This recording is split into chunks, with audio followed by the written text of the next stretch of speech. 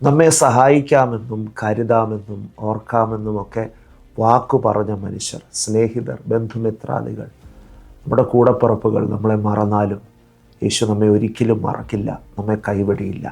നമ്മുടെ ആവശ്യങ്ങളുടെ നടുവിൽ മനുഷ്യൻ്റെ മുഖത്തേക്ക് നോക്കുന്നതിന് മുമ്പ് ദൈവമുഖത്തേക്ക് നോക്കുകയാണെങ്കിൽ ദൈവവചനപ്രകാരം നമുക്ക് ലഭിക്കുന്ന ഉറപ്പ് ദൈവം നമ്മെ സഹായിക്കുമെന്നുള്ളതാണ്.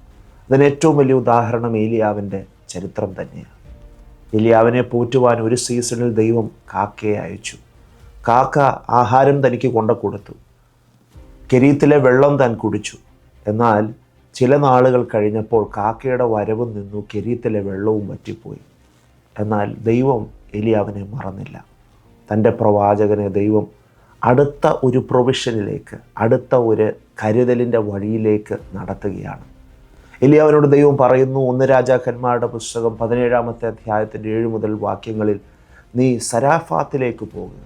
സരേഫാത്തിലേക്ക് താൻ കടന്നു ചെല്ലുമ്പോൾ അവിടെ വിധവയായ ഒരു സ്ത്രീ മരണം കാത്തു കിടക്കുകയാണ്.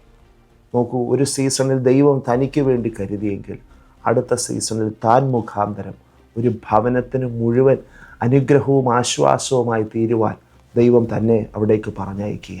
പ്രിയമുള്ളവരെ, ഇന്ന് നിങ്ങളുടെ ഭൗതികമായ ആവശ്യങ്ങൾക്ക് വേണ്ടി നിങ്ങൾ വല്ലാതെ ബുദ്ധിമുട്ടുന്ന വ്യക്തികളായിരിക്കാം.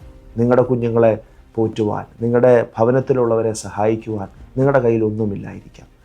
വറ്റി വരണ്ട ജീവിത അനുഭവങ്ങളിലൂടെ നിങ്ങൾ കടന്നു പോകുമ്പോൾ ദൈവത്തിന് നിങ്ങളോട് ഇന്നു പകൽ പറയാനുള്ള ദൂത്, ഭാരപ്പെടേണ്ട.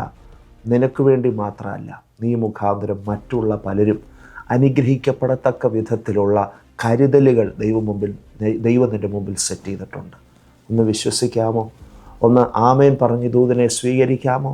ദൈവത്തിൻ്റെ വഴികൾ അടഞ്ഞിട്ടില്ല, ദൈവത്തിൻ്റെ കരുതലുകൾ നിന്നുപോയിട്ടില്ല. അതുകൊണ്ട് ഇന്ന് പകൽ വിശ്വസിക്കുക, എൻ്റെ ദൈവം എനിക്കായി കരുതും, എൻ്റെ ദൈവം എനിക്ക് വേണ്ടി പ്രവർത്തിക്കും. ആരൊക്കെ മറന്നാലും, ആരെല്ലാം എന്നെ അവഗണിച്ചാലും എൻ്റെ ദൈവം അവഗണിക്കില്ല. കരുതലിൻ്റെ കരങ്ങൾ ഈ ദിവസങ്ങൾ നിങ്ങൾക്ക് വേണ്ടി ദൈവം തുറക്കുകയാണ്. വിശ്വാസത്തോടെ ഈ വചനം പറഞ്ഞ് ഞാൻ നിങ്ങൾക്ക് വേണ്ടി പ്രാർത്ഥിക്കുന്നു. ദൈവം നിങ്ങളെ ധാരാളമായിട്ട് അനുഗ്രഹിക്കട്ടെ. ജോലിയില്ലാതെ വളരെ ബുദ്ധിമുട്ടിലൂടെ, സാമ്പത്തിക ഞെരുക്കത്തിലൂടെ നിങ്ങൾ കടന്നു പോകുന്നെങ്കിൽ, നിങ്ങൾക്ക് പ്രാർത്ഥന ആവശ്യമെങ്കിൽ വിളിക്കുക, നമുക്ക് ഒരുമിച്ച് പ്രാർത്ഥിക്കാം. May God bless you. ദൈവം നിങ്ങളെ ധാരാളമായി അനുഗ്രഹിക്കുമാറാകട്ടെ.